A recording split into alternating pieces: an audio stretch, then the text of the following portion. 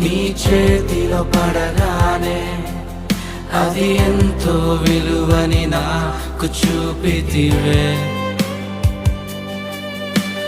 జీవమే లేని నాలోని జీవమును నింపుటకు నీ జీవితాన్నే తారబోసితివే.